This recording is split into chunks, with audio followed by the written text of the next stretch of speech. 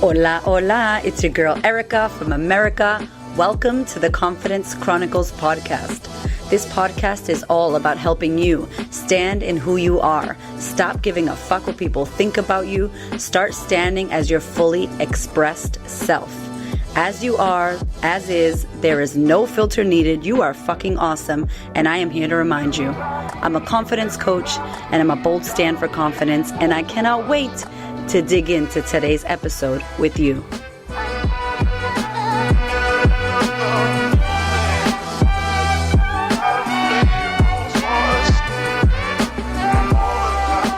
My love, welcome back to the podcast. I have an amazing, beautiful woman and guest for you today to connect with, Miss Madi from Yarli Creative. She is a dear friend. I connected with her at an event that we had, and now I am a massive supporter of her work, of her art. She's an Aboriginal artist, a mother, an incredible human being. And in today's episode, we talk the importance of Aboriginal art, culture. We talk about motherhood. We talk about hustling in your business. It is the most amazing conversation, and she's the most incredible human. You can check out all her details and info in the show notes. Without further ado, please enjoy today's podcast episode with Madi from Yarli Creative.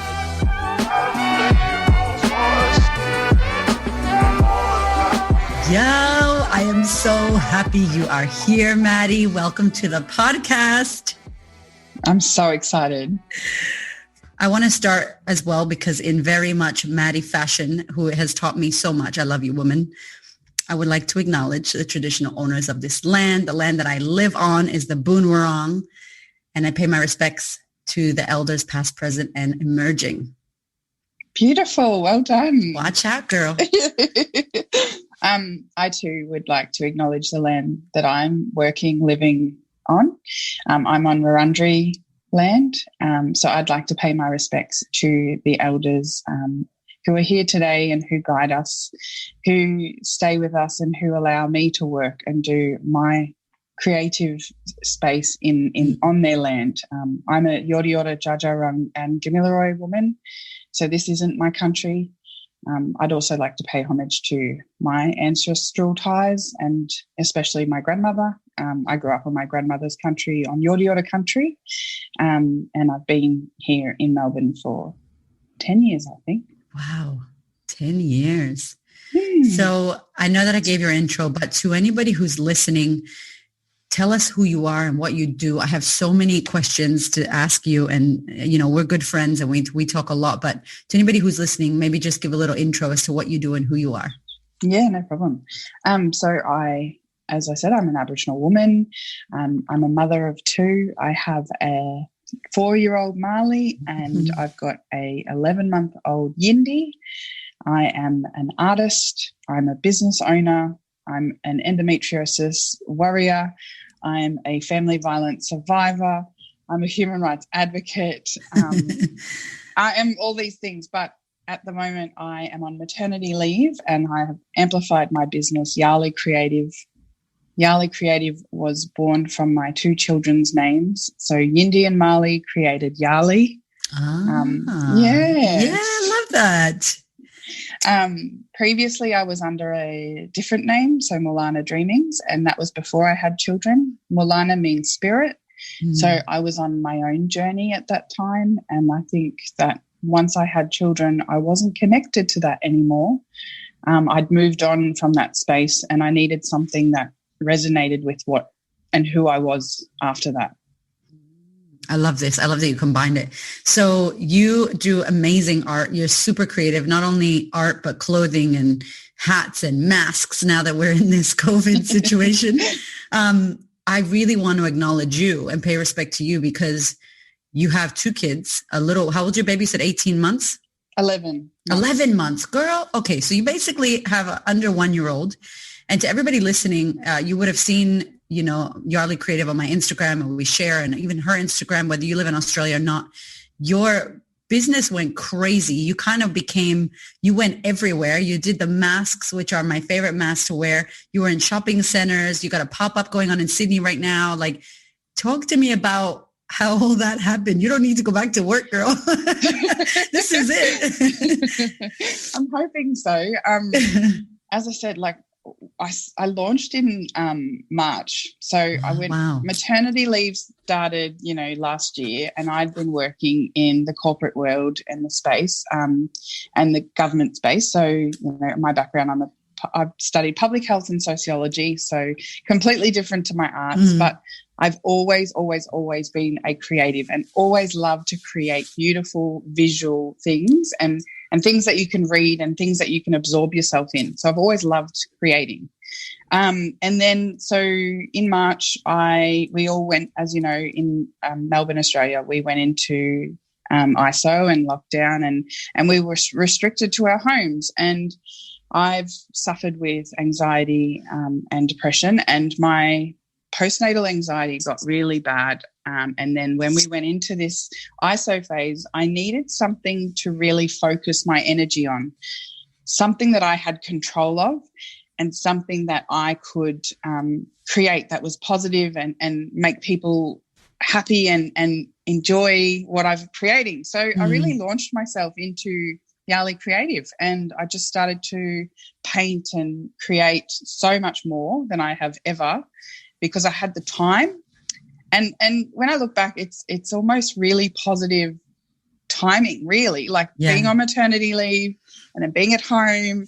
And I was able to just focus on creating. Also had to focus on motherhood as well. But I was able to put some energy into creating these beautiful pieces. And it's just snowballed and evolved from there. I cannot believe it's been since March. I just went, what? Like this year. It's grown immensely. And you've been, everybody says to me, how do you do it? You do so many things and you got kids and you got all the women. But I think about you, and I said this to you on Instagram, I'm like, how do you do it? Like, you're creating art, you're making things with your hands, like creation, and having a baby and a toddler and being in isolation. I imagine that this would have helped to keep you busy as well and not be in anxiety or in depression. Or did you experience that, do you think, as well in isolation? I still had moments, and I've spoken openly about the fact that this year I was focused on making sure that my mental health was under control and that I was feeling good. And, I have to fill my cup before I can fill everyone else's and my kids' cup. So I made the choice to seek some help, and I went on antidepressants, which has really cleared my mind. I think that for me personally, I tried everything. I tried, healthy eating, meditation, and I still do all of that stuff. Yeah. But I think I needed that extra bit of help because I've suffered for so long that it's actually cleared my mind up, and I had all of this space in my head. So then I was able to create. Awesome. Yeah, you got to know what's good for you. And this is to everybody out there listening. And I always say it's like, there's not a one way. Sometimes my mom takes medication. She needs to. It's so good for her. And that's her way. That's what you needed. And then when you feel it's so individual, and this experience, I just had Kemi on the podcast, and she's amazing. And she said to me that she heard a story of like, somebody said how COVID is like a storm and we're all on different boats, but it's the same storm. We're just in different boats dealing with it in such a different way. And it's such a perfect analogy because we're all going to move through this in our own individual way. There's no right way, right? Like, this is some shit we haven't seen before. Yeah, I love that analogy. I think that's so clever. Yeah. It really encapsulates what we're all going through together, but separately. Yes. It's like you get to be on your boat and do your thing, not throwing stones at the boats. Okay, so growing up, you grew up. Where did you grow up, and how was your culture introduced? Was it straight from the beginning? Did you know about your culture and your beliefs and the culture and the history? Did you learn it along the way? How was your childhood? I think it was a bit of a mixture, really. So I always identified ever since I was little. And that's how Marley is now. He says that he's an Aboriginal boy. He connects with the Aboriginal flag and he knows who his mobs are and all of that sort of stuff. So I think from early on, I always knew that I was an Aboriginal girl, and I took that through high school, primary school, kinder, and everything. I always had that in my identity. But I think that it's still a learning journey, regardless of if you've grown up immersed in your culture or if you haven't. I feel like for Aboriginal people, especially due to colonisation and things that we've endured in history, I think that it's still a learning journey, and there's still, especially in Victoria, so many elements to unpack. I was saying recently that I'm only just learning my language right now, and I'm trying to absorb myself in that so that I can teach my children, so that I can continue that culture and the language. But not long ago, I think it was 2012, I mentioned that there was only 63 speakers of Yorta Yorta language, and they've been trying to revitalise it because when our mob was put on the mission, they were told they couldn't speak their language, and that then created this ripple effect of, people losing that. And that's why I talk about the journey, because I guess everyone's on their journey in learning who their identity is and who they are.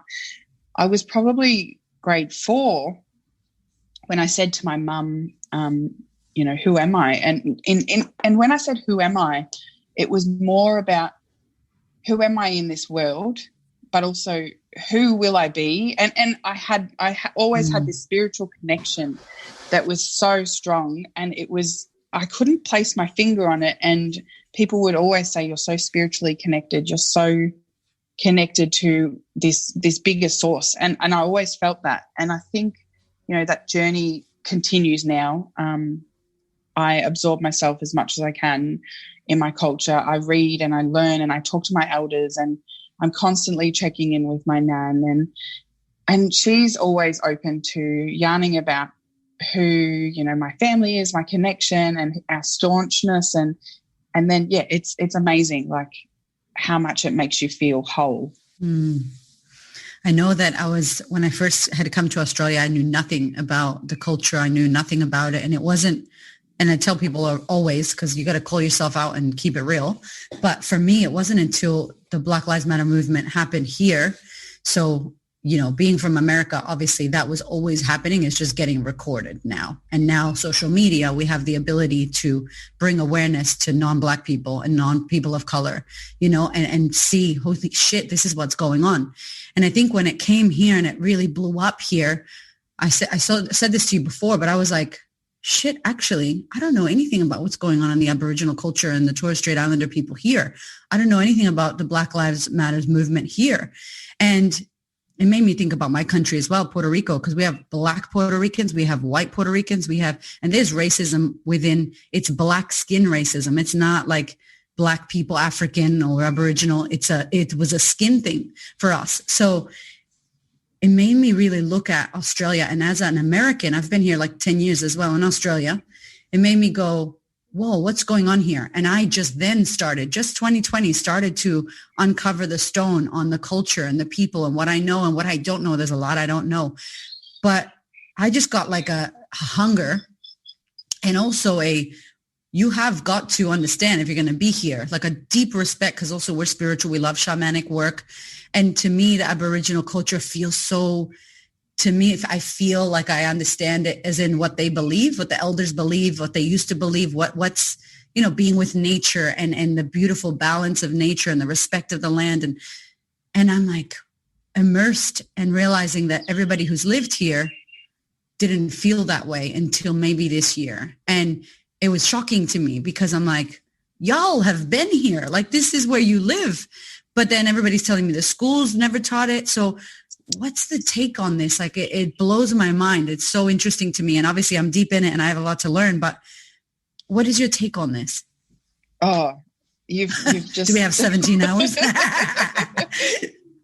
Seriously though, like school, that's the first thing that you said. And that, that resonates with me because I grew up and I went to primary school and we barely learned anything. So Obviously I had my own family to teach me and I had my own, connection. But other kids, like Aboriginal culture needs to be taught in a respectful way, not so much the culture, but perspectives. Aboriginal perspectives in curriculum need to be taught more. It needs to be understood that we are the first peoples of this country, and it's the oldest living culture in the world. It's amazing that we have this in Australia. So it surprises me that so many people don't see that as such a beautiful thing. and it's a part of everyone. So it's a part of Australian culture, I guess you could say, in a sense, and that can be quite divisive. But I think that, you know, you're living on Aboriginal land, you're living on this country, you should understand what has happened, and that's all the ugliness as well that you know, colonisation brought, but then understand we had these amazing ways of being and these ways of being that kept us safe for so many years and so many centuries. I think, you know, that's brilliant. Like, it's amazing. The ecological systems, you know, how, like, you know, it gives me chills. It's beautiful. It's actually beautiful. I was looking up in Bayside when we first connected about the acknowledgement and the welcome to country and, you know, at events. And we were first talking about that. And I had watched this video that they had on the Bayside website, and there was a Banjo's Law. Do you know who that is? Who is that? Oh, no, I don't know that Banjo's Law. So I don't know. It was like he was a god in this video, and it was about Bayside, which is, you know, where we hang near the beach. And he was talking about how he got upset because the people weren't keeping the balance with like nature and the balance with nature and themselves, and they were being mean to nature and they were treating the land wrong. And so the ocean got really angry and was like, it almost felt like, and I'm not religious at all, like church religious, but I was in a cult for a little while.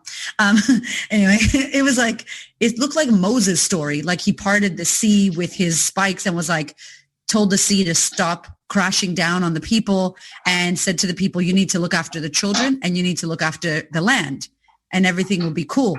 And I was just like, there's so much we can learn from that. Like, I think it just seems so natural. Like, of course, be nice to the land, be kind to the birds, to the animals, to where we live and breathe. And like, it kind of blows my mind that it's not like you said. Yeah. Like, it's not like they're saying pray to, you know, pray to the sky and there's aliens. I don't know, something crazy. I do believe in aliens, but anyway, you know, it's like, let's be kind to the land and be kind to the people. Like, I don't know. Otherwise it will be angry. And when you said when you said the parting of the sea, it reminded me of, sorry, I've got kids, but Moana. That's all right. Yeah, I know.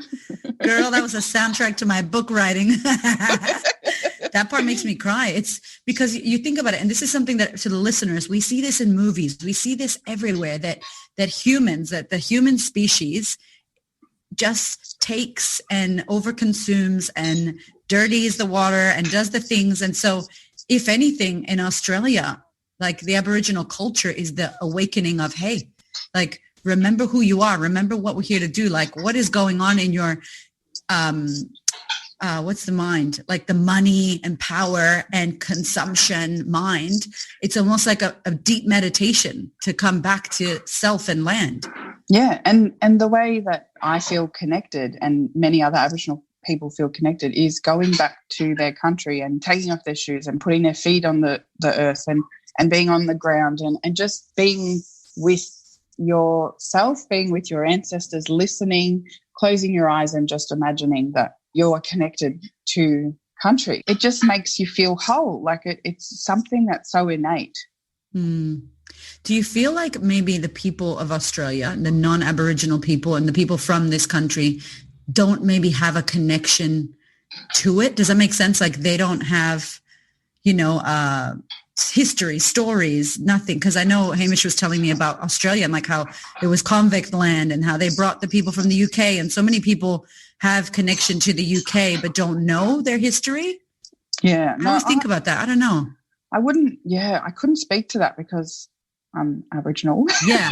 No, I know. I'm just thinking like how, you try to make up like I always try as a coach, I sit in people's shoes and I go, what is the people, what is that? Because I do this. So many people now that are appreciating and going to rallies and speaking up for the Aboriginal community. I feel more now than ever I've been in Australia, right? In regards to, we talked about school and how school, I know now my children's school, they talk about the flag, they're educating, I don't know at what extent, but there is education in there. Talk to me about schools. Do you know if that's shifting and changing now because your kids are in childcare, or do you? See, I find that, I don't know, it's really hard because most kinders I think, you know, as I said, Marley can now do the acknowledgement to country, and I was, you know, teaching him that, but also his kinder was reinforcing that as well. Nice. So that's so beautiful. But I still think there's a level of fear in teaching Aboriginal perspectives in the curriculum. And I think educators should understand that there is a difference between teaching culture and teaching perspectives. And so what we would like is for them to embed those perspectives into their curriculum. Where they get stuck is that they don't know where that fine line is between teaching culture and teaching perspectives. So, for example, teaching someone how to do art, so Aboriginal art, would be inappropriate because that's teaching culture. So that's teaching the stories.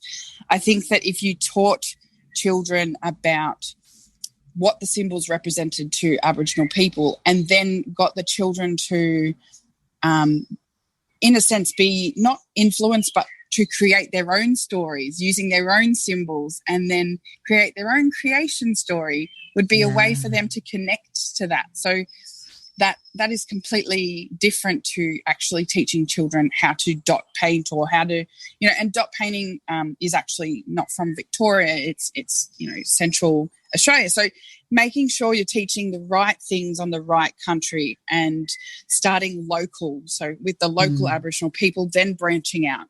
So making, like I said to you, acknowledge the traditional owners of the land you live on and then branch out. Yeah.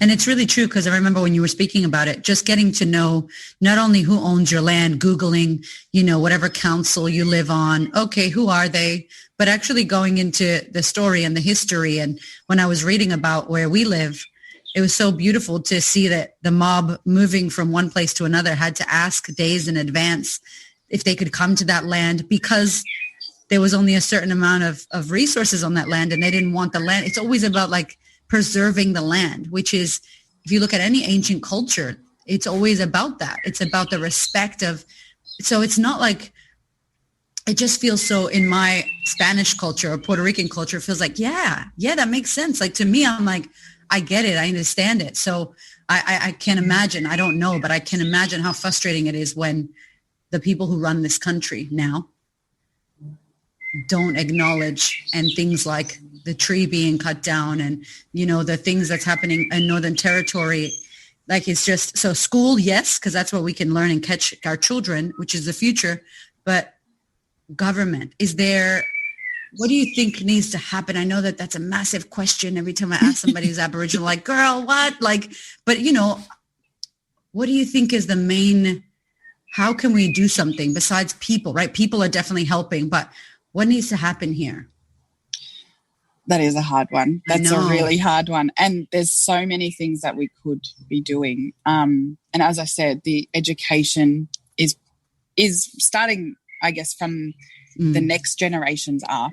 But then it's also about the parents and the generations above meeting the child and learning from the child, because I guess, you know, your children teach you so much as well. So bringing those two together, and then also, I guess, having more Aboriginal representation across many areas of where we see. So, you know, television programs, news reporters on mainstream TV, not just on Aboriginal NITV, on mainstream TV, having more Aboriginal representative in government as well, you know, having a group of Aboriginal people in government that speak to the voices. Yes. It's really hard. So because there's so many nations, that would be incredibly challenging as well. Yeah. So, I don't know how to answer that question other than all of these different answers that could possibly make up a piece to the puzzle. But collectively, I think you hit the nail on the head. It is education of not only children, but the people here, and then moving into governments and you know, diversifying, seeing people out there, especially when you're a child growing up and you're Aboriginal and you don't see yourself represented. It's like, what's going on? Why is it? You know what I mean? You think about that child or that family and what they're looking to. And unfortunately, we do get influenced by social media and television, especially our kids, you know, this is the world they're going to be raising up in now. So Yeah, it's a really hard one. And also, I guess, acknowledging the history as well. I think that's really important. Acknowledging, having that truth telling and having our leadership, our Prime Minister acknowledge that. Yes. Having them acknowledge the history, acknowledge that our land was never ceded and that this is Aboriginal land first. I think that's really important because it comes from the top down. I've heard this analogy, the fish rots from the head. Yeah.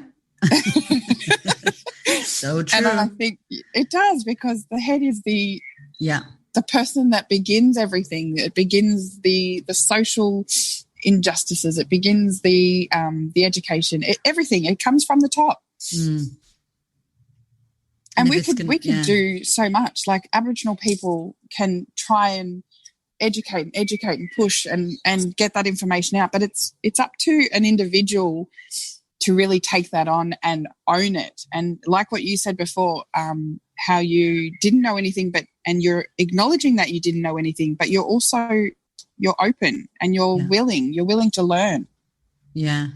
And it really is our responsibility to, educate ourselves and not expect other people to educate us, because now that or whatever limited amounts that and I say this to all the listeners, it's like there's so many things that you can do, even if it's just on your land where you live, even if it's just where you work, even if it's just your country that you spend time on, where your kids are.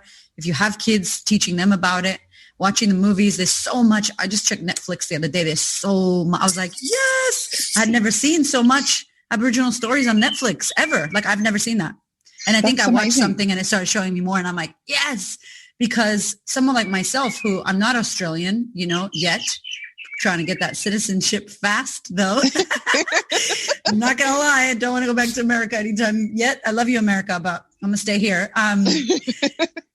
For me, I'm like, I can watch and I can share, and if I can share that with my audience. So everybody listening, whether you have 5 followers or 50,000 followers, doesn't matter. Like if you can educate yourself and share what you know, share the petitions, understand what's going on in Australia, especially Australia. Like I just from Instagram heard about something that they're doing in the Northern Territory and they do this in America with putting up liquor stores in areas where lowest socioeconomic. Yeah, it's like, especially that's a dry area. So that's actually dry. Like, hey, we want to be dry. So it's like saying to Alcoholics Anonymous, hey, I'm going to bring, some kegs to your gathering when, they're trying to stay. And that's amazing that area is dry, by the way, because when you're in these low socioeconomic places, like in the hood, there's a liquor store, gun store. That's what is on the hood.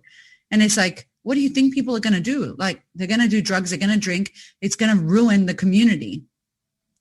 And if I didn't see that on Instagram, I can't share it. We don't know. So literally to everybody in Australia listening, like follow the accounts. Like I posted about them, get on there, like understand what's happening. And it may not be that because I know that activism fatigue is a real thing. I know we can all feel like, oh my gosh, it's so much, but just sharing. Yes.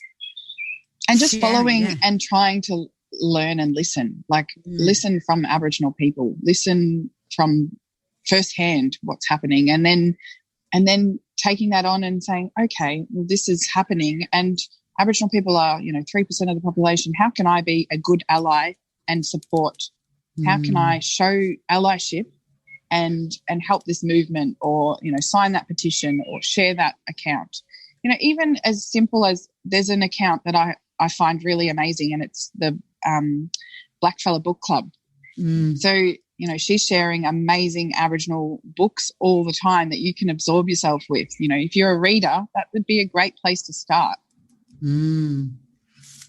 You always have such great things when you share on your page. And I think that one of the most amazing things, and I read this with you or we chatted about it, was the art, like where we buy art from and what businesses we support. And I was blown away to hear that there are people who are not Aboriginal creating art and sharing it and getting money for it and all of that jazz. Is that something that's still happening?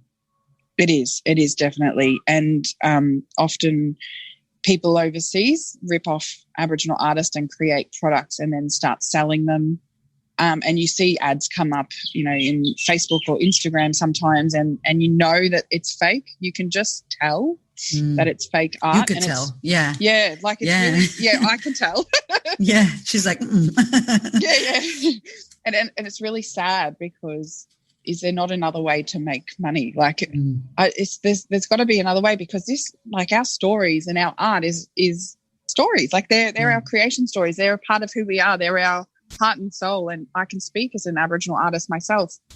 You know, these stories that I create are mine, and I'm sharing them with the world, but they are mine. And, you know, you can borrow them, but don't steal it. You know, they are my stories. And if I've created a story that is very, very close to me, it's almost like you're stealing a part of who I am, and you're stealing my identity. Yeah. And there are so many amazing, incredible artists, and you are one of them, and you're going to make a piece for our house, which I'm so excited about.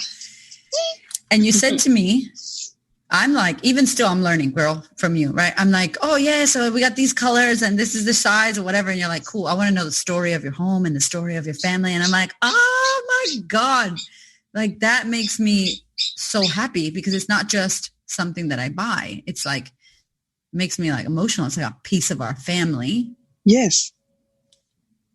Yeah. Yeah. It's more about, so it looks beautiful. Yes. But it's more about the story that it's telling. And I want, you know, people to have that conversation. So why did you create that? What is happening in the story? You know, what are the symbols representing? Because our symbols represent different things. And, you know, when you look at a piece of art and a piece of Aboriginal art, it's not just about the aesthetics. It's got so much more, and there's so many layers. And that's why I asked you. So you need to tell me about you. You need to tell me about your family, your story, you know, and I know a lot of your story because I've listened to every single one of your podcasts. Now you got to listen to this one.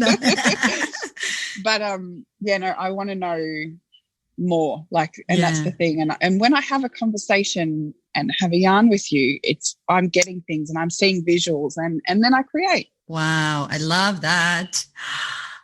I love that. That's why it is a spiritual experience, because it's not just, and you think about your hand and the art and how you create art. And if you're a singer or a writer, or it's art, right? You're making this art, and you guys use a lot of story, and it's beautiful too, because when you recently posted a pregnant belly, and it was so amazing. And I didn't know the story of it, but I could feel, you know, and I interpreted my version of it, but then you also get to read about what it is. So there's all these beautiful interwoven appreciations of art. It's amazing. Yes. And I think I heard someone say the other day that this is the most they've ever seen art, because being in isolation, especially in Melbourne, this is the most we've ever seen art, because it's more accessible. You know, we've now got online platforms and digital galleries. So, you know, I was telling you that my exhibition starts today with the Fringe Festival. So my exhibition is called Healing Through Buliana, which means pregnancy. So I'm going into my pregnancy journey as an Aboriginal woman, having a traumatic first birth to then having a healing second birth, and then throughout womanhood, and how that's changed and shifted me as a person. Oh my gosh. And then you have a pop-up as well in Sydney right now? Yep. And so that'll be moving on to a different state. So stay tuned. We're hoping to, you know, have it move around, which would be beautiful. I hope it comes to Melbourne. Yes. Wow. That's great. That's been amazing. And that's with other Aboriginal artists and businesses and creatives. So it's not just my pop-up, but it's about First Nations businesses and buying black, and then supporting small as well. So I think this year has been really interesting for me, like seeing how much support there is around buying small now. And I think that's amazing, because you're actually, you know, every time I get a sale, I do a happy dance and I'm excited. And like Marley even gets excited now because he hears the noise of it, and he's like, Mummy, we got one. So like he gets excited. I get excited, because this is my life and this is my creations. This is me, you know, and I want to be transparent. I want to show up, and I am self-determining my future and my family's future. I am a mum being able to be at home with my children, but also being able to be independent as well and strong, you know. Do you have many women in your community, many elders that you sit with, or how is the woman sistership in your community? Do you have that? I know that you were born somewhere else, but do you get to see that or create that for yourself now? Yeah, definitely. I've got so many amazing women around me, and, you know, I surround myself with amazing Black women, and there's so many, like, yeah. And that's not just here in Melbourne. I think there's a greater stretch across the nation. I've created so many connections with people from all over Australia, Aboriginal women who are in business, who are killing it. And I think it's just so amazing because we are the matriarch and we are, as I said, the birth givers. We are phenomenal. Women are just, bomb. Y'all love the bomb. It's so good. And how has it felt for you with social media as well? Like, how has that expanded and created the connections and because you've been probably sending pieces around Australia, and maybe have you sent global yet? Yes. Yay! Yes. Oh my God. It's like a double happy dance. I sent one to California, which was super exciting. Okay, so she does international shipping to all my American and UK listeners. I did ship one to New Zealand too, so that was cool. Wow. Yeah, the one in California though, she worked in she was a nurse in reproduction, so she loved my uterus piece that I did, because as I told you before, I'm an endometriosis survivor as well, so a sufferer, warrior, whatever you want to say, but I've created art that, you know, is about me and my journey too, so it's she connected with that. Wow. What happens for you when you're in the studio and you're making art? Like where do you find that inspiration? What happens? Is there a process or some ritual, or is it just like you get into it from, how does it happen? It can happen a lot of ways. Like I could be listening to music and it could spark something. Then I'd be like, oh, I need to do some art. And I'll get my iPad out, do some digital stuff, or I'll grab my laptop, do some digital stuff, or I'll grab a canvas and start, you know, painting. Otherwise it's an experience that I've had or a story that I've read, or it's really crazy. Like I have an easel set up, and in our, like, it's basically, you know, between the kitchen and the front, and I walk past it every day from my bedroom to the kitchen. It's always there. There's an easel with canvas of some kind on that easel, and I walk past and I look at it, and then I walk past, I look at it again, and then it's calling you.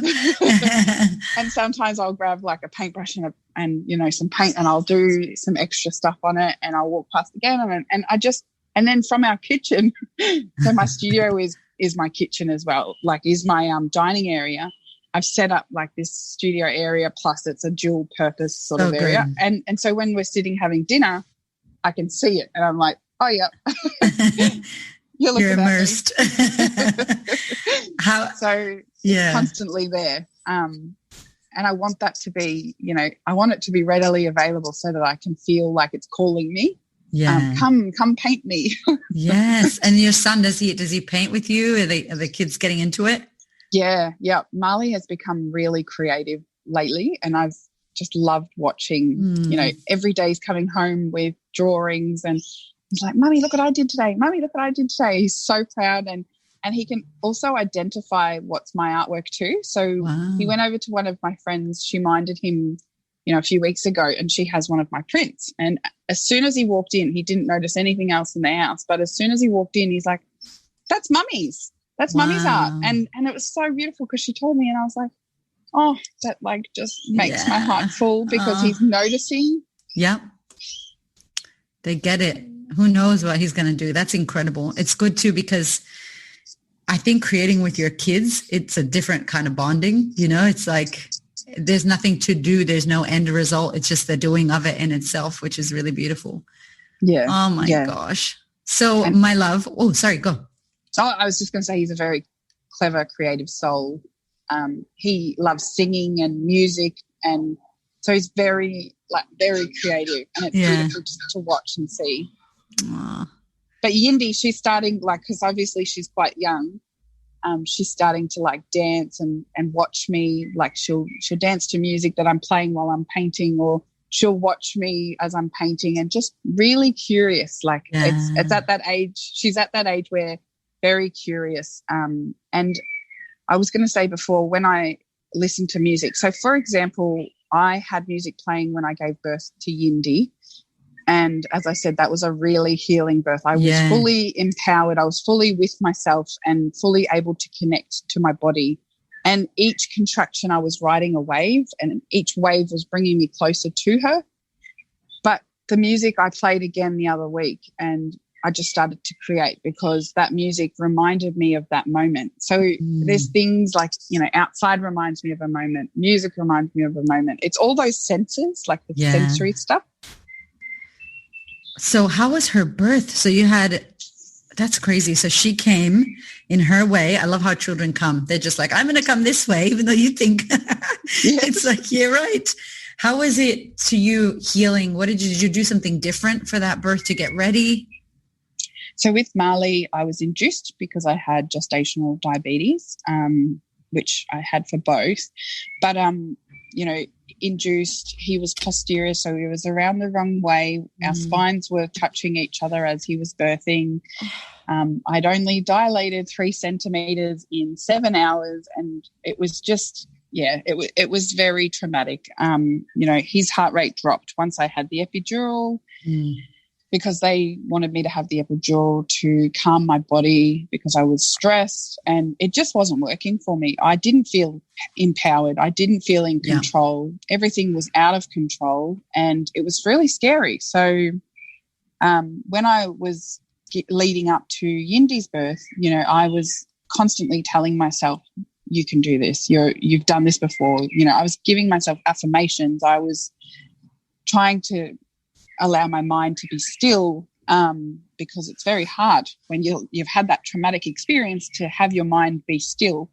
And then I guess when we went into the labour, like my midwives knew what I wanted. They knew that I was, you know, wanting to be in more control. And, you know, there's nothing wrong with interventions in terms of like drugs and things like that, because it is it's hard. Hard yard, girl. But for that time, like I was like, no, I'm going to do it. This is what I want to do for my body, because I didn't like the feeling of not having control over my legs for the first time. And so I had meditation music playing. I was able to birth in the shower. Like I just, oh, wow. I had so much more control. You were standing? No, I was on my hands and knees in the shower. Okay, cool. I'm about to say, girl, how'd you stand? Because I couldn't go from here to there. I'm like, I'm going to pee. I'm just going to pee right here because I can't walk 2 steps. Wow, that would have been so beautiful. Yeah, and then towards the end, I was on the bed, and I'm going to share a piece that someone's recreated for me in the next couple of days. I've got a photo that Andrew, my partner, took of me as they lifted Yindi between my legs and handed her to me. So I birthed on my hands and knees.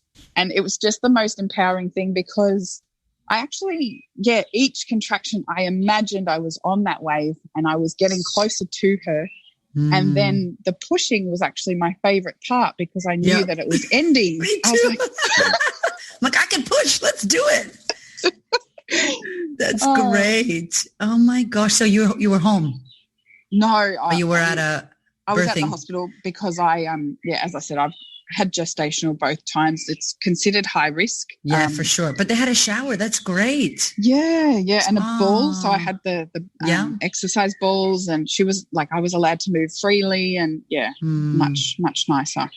Oh my gosh. Yeah, I love the pushing as well. I kept saying to my husband, I'm really good at pooing, and this is like my jam. I'm like, I'm gonna poo my baby out. I'm like, sorry to anybody who's about to have a baby and is scared as hell. Just take a poo and you'll be great. No. Yeah, don't be scared of the pushing. Yeah. I was scared of the pushing, but the pushing was the best part.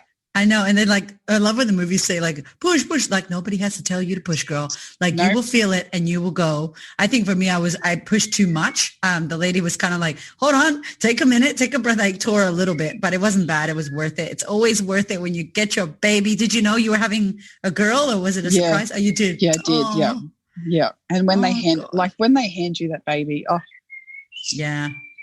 I'm still in that. Yeah. And you can feel, your first birth sounds like my first birth, and I couldn't feel. So he came out and I wanted to cry, but I was numb. I couldn't cry. I had a cesarean. I was like, I don't feel anything. I was really happy. My face looked like happy, but with the second one, I was bawling my eyes out. I could feel it, like my body wasn't numb. So it's a beautiful experience that you've had the duality.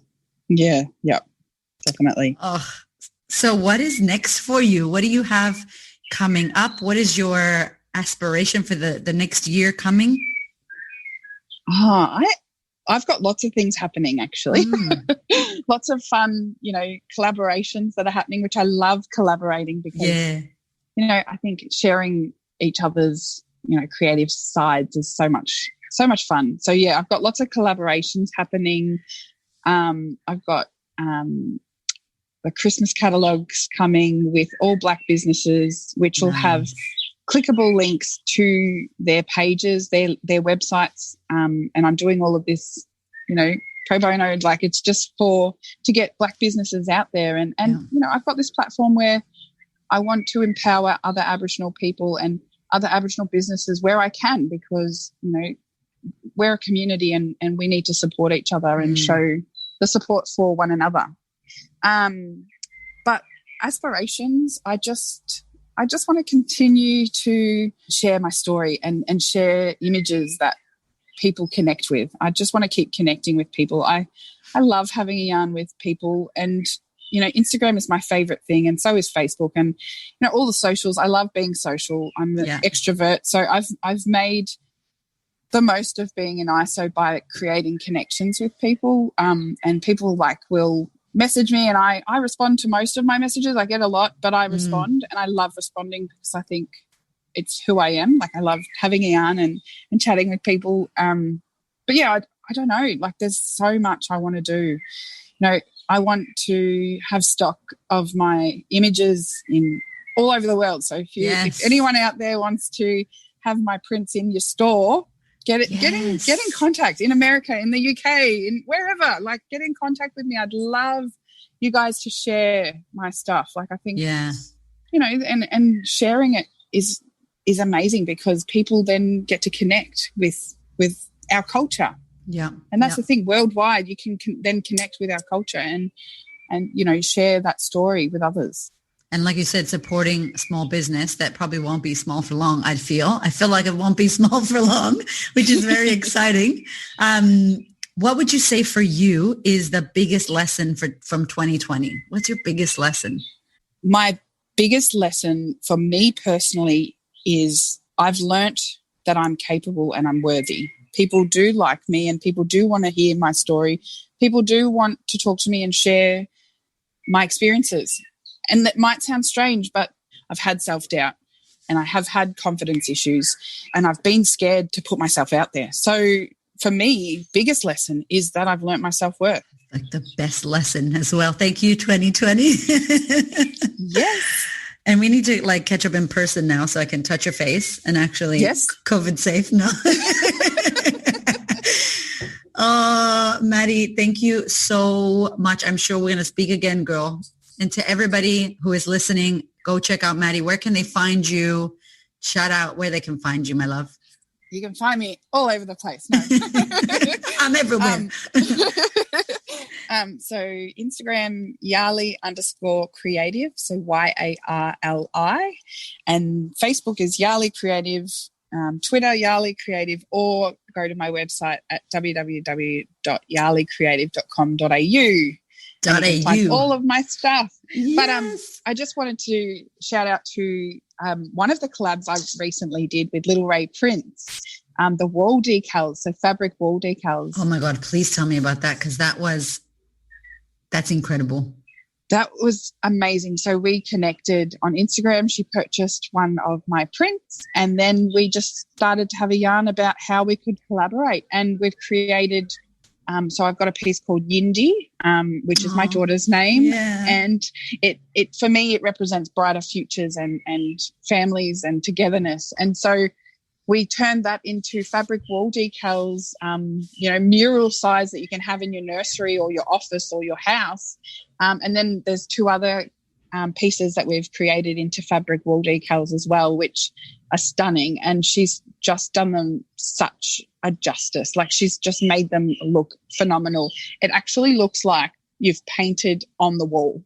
Wow. And that's what we wanted to do. So each individual dot on the sun is like an individual sticker that you place wherever you want. Wow. I'm like, should we get that for our wall? Like, that is amazing.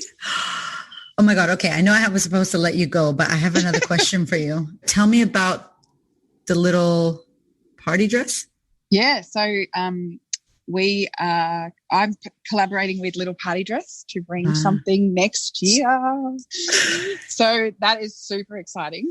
So you might have some wearable Yarli Creative that you can rock to wherever. And there is a story behind the artwork that I've created for this piece. Of course. So it's a beautiful story. And I think that, you're going to really connect with it, as a woman, and wearing these clothing, feeling good in these clothing. So, that's something that's coming next year. And Scrunchico. So I've just... Yes, I love them. I have all their scrunchies. I'm sending some to my mom. I love them.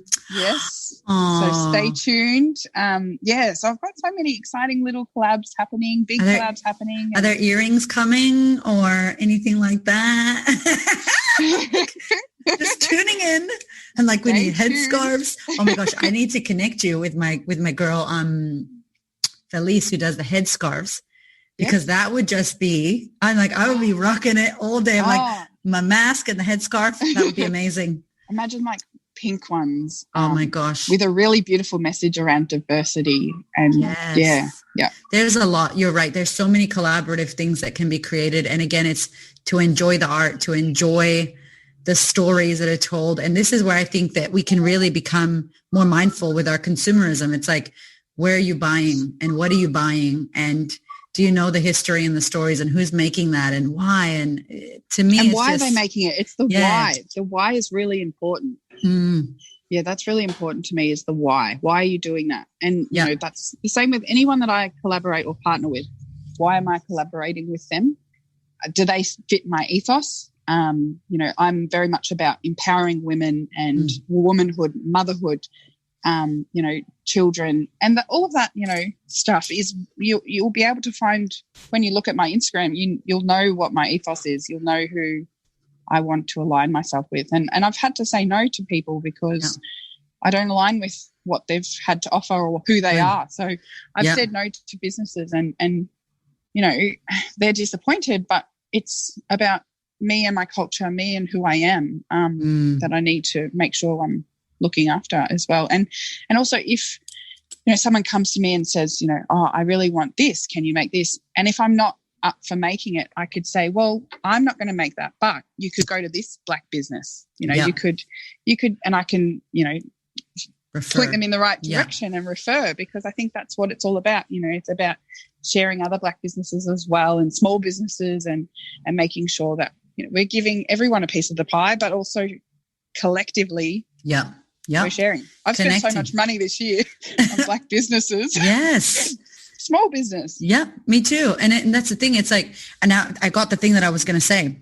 I was thinking about the appropriate, like what's appropriate and inappropriate because I didn't know that was a thing. Like, again, I found that out this year. It's like I bought the Always Was, Always Will Be top from Clothing the Gap. Shout out to Clothing the Gap.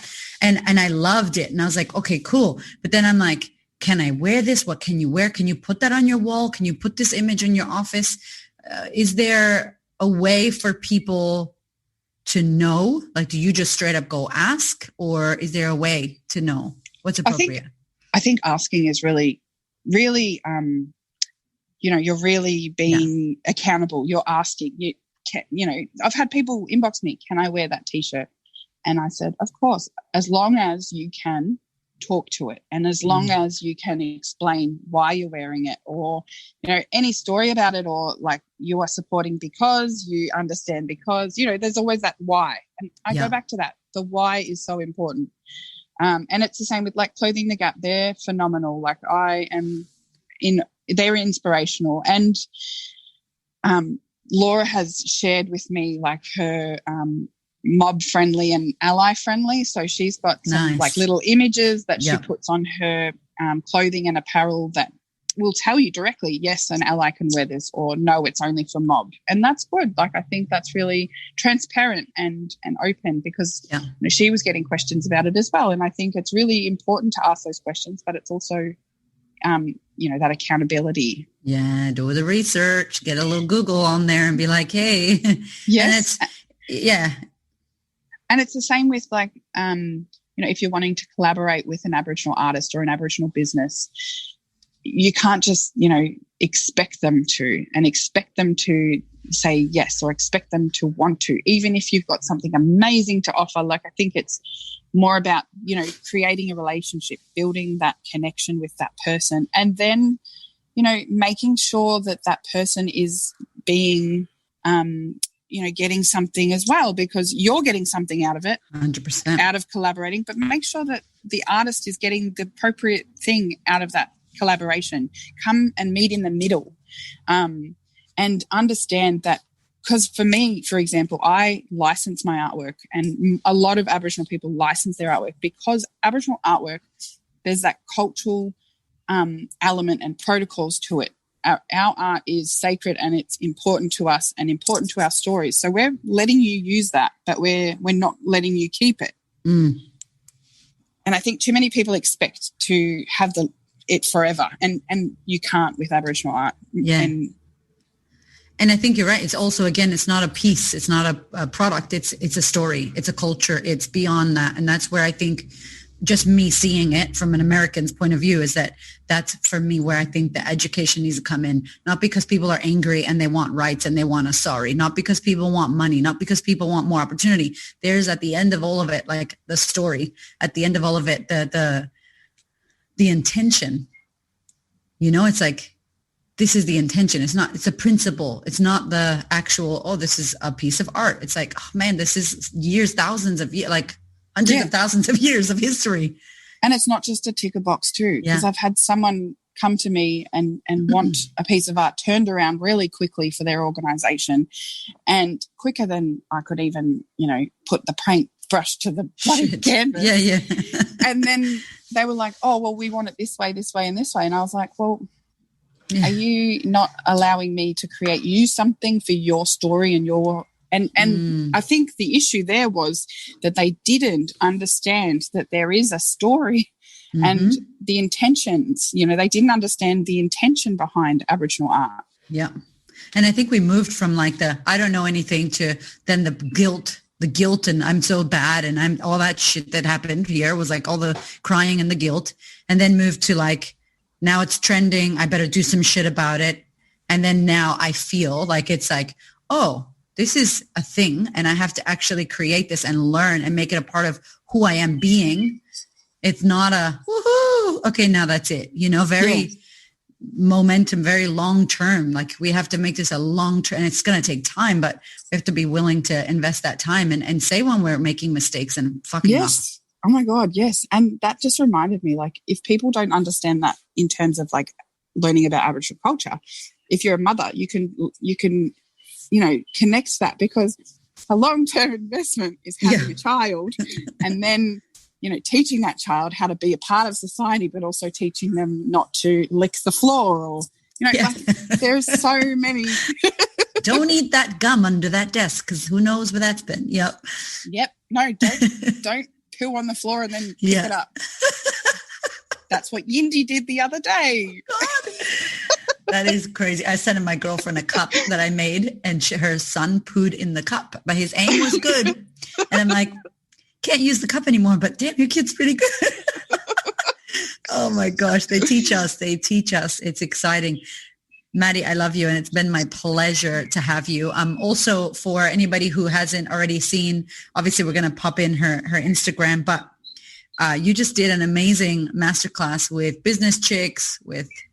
Tell me about that. How was that for you? Because everybody was on that call. It was a party. I was like, yes. Yeah, that was really empowering to have Aboriginal businesses and being on a panel with such strong Aboriginal women and talk about our why and how we got to where we are. So I think it's incredible. And I think that, Business Chicks needs to continue to have that as part of their everything. Like, just keep that momentum going, and not just around NAIDOC week, but continue. And that's the thing, what we were talking about is, all of these businesses, I guess sometimes it seems like they're jumping on NAIDOC, but maybe continue that throughout the year and continue that education and continue like amplifying Aboriginal businesses or Black business, Torres Strait Islander business. Just keep doing it as part of like your everyday. Like, you amplify women, you amplify children, you amplify whatever your business is about.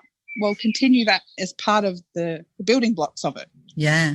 And it's really about being thoughtful. I think before we just do what's been done. And now, I'm working with a woman who is helping me to align with the right brands in regards to charities and in regards, because I remember sitting with a girlfriend of mine who's Aboriginal, and I was like, how do I jump in and help? Like, can I go speak to groups of women? And can I speak to the kids that are like bad kids? Because I was a bad kid and she's just like, Erika, you cannot come up in here with that. And I was like, oh, because I didn't know, I was like, I want to be of service. I don't care about photos. I just want to go do workshops that I do, that you came to my workshop and see how I can serve. And she's like, it's not that way. And it was so humbling to go, that's not how it is here. Like, you can't do it like that. And she's probably in her 35s, 40s. So she's in between the elders and with them and how they want to do things still kind of old school, and the young people like you guys and Alira, and like going, I'm going to do my thing. So it's like, how do we, so she was telling me about that and how amazing that is as well, that like any culture, there's the elders and then there's the young people. Like, you got to meet in that middle. Yeah, you slow down and learn and listen first and create those relationships first. Building that first is the most crucial thing, and that could take you 6 months to 12 months. Yeah, I've worked in Aboriginal affairs for 10 years, and as I said before, this isn't my community, and I've worked in this community. And to start with, I had to take it slow and listen and learn and create relationships with people. And sometimes I've worked in organisations where I have a non-Aboriginal boss who wants me to tick, these outcomes and get there faster. And I'm like, well, I can't. That's not going to happen. We are not going to get the outcomes we want unless we slow down and start those relationships first. Yeah. That's what it's about. It's so humbling too to understand that. It's like, hey, hold on a minute. Like, you can't just buy your way into this, or you can't just, and I think that's why the government and what they do is it's so shocking to everybody when it's like, it looks like it's just about money and business and power. And it's like, that doesn't work in this community. It's not about that. It's really about, like you said, relationship and intention and slowing down and actually giving a shit. Like, oh, let's just be genuine people that actually give a shit. Yeah.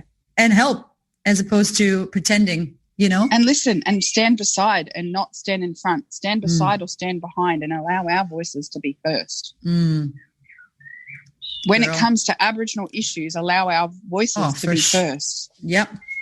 1,000,000%. There's hopefully some people in the government are listening to this podcast. I might just send this might just send it over. I was saying goodbye to you like half an hour ago, but I feel like we just keep talking. Okay. So for real now, I love you and I honor you, and I just thank you for being who you are. And I'm grateful to be your girlfriend. I'm grateful to be a sister. I'm grateful to be able to enjoy your amazing art and to witness you flying and soaring. It makes me so happy. I can't wait to party with you in the flesh. Yes. Thank you. Thank you, Madi. Thank you so, so much, girl. And thank you so much for having me on. I really appreciate it. And I really appreciate the first time we met. I was like fangirling over you. I can't believe that we had met. So everybody listening, here we are again. The never-ending podcast. So, Madi, we met at a masterclass, the Mother's Day. You were pregnant. Yes, with Yindi. See? But I'd been talking to you. I'd been talking to you about other stuff on Instagram. Yeah, and you sent me like voice thingies, and then I listened to all of your podcasts, and I was like fangirling. I love you, and you're like, I'm coming, let's have a photo. And it's hard because you do, like, I'm like you, I talk to so many people, and I never get offended when someone doesn't remember me, because I know how hard it can be when you really genuinely want to connect. And then you're like, and then I remember you messaged me after, and I have our photo, and I'm like, I remember taking a photo with you. Like, I remember your face. And I'm like, what? So it was a beautiful, I believe it happened, how it had needed to happen. And we came together again. Yes. Crazy. And yeah, it's really good. It makes me happy. You're amazing. You're amazing. Thank you. Thank you. My darling, we are in wild times right now. And in order for you to manage your mind and boost your immunity and be level-headed instead of panic, I want to invite you to consider online training, to consider joining a community, a sistership where you are going to be held, where you're going to be supported, where you have a safe space to unravel. And with all this time at home, you can actually better your life and work on yourself. Good news as well, I have now done a 12-month payment plan for the online sisterhood. So many women right now are experiencing trouble with their finances, losing their jobs, being single mothers, not knowing when their next money or paycheck is going to come from. And we are navigating that with our current sisterhood members. We are working with every woman that we can in order to support them in these tough times. And I hear you out there saying, I'd love to join the sisterhood, but I can't afford it. I can't afford 6 payments. So what I've done is made it a year-long program. It's a year-long program with a year-long payment plan. I really, really want you to consider if this is the time for you to join the sisterhood and work on yourself. It is available to you now. Let's do the damn thing. Thank you so much for listening. I so appreciate your ears, your time, your energy, and your attention. Please do me a favor and head over to Apple iTunes, subscribe so that you don't miss an episode, share this episode with a sister who you know needs to hear it, and if you feel called to, leave me a review. I'd love to know what you think about the podcast. I'd love to know how this information is helping you change your world. Thank you so much for being here. I know that there are many podcasts you could listen to, and I really appreciate you listening to mine. Have a gorgeous week, honey.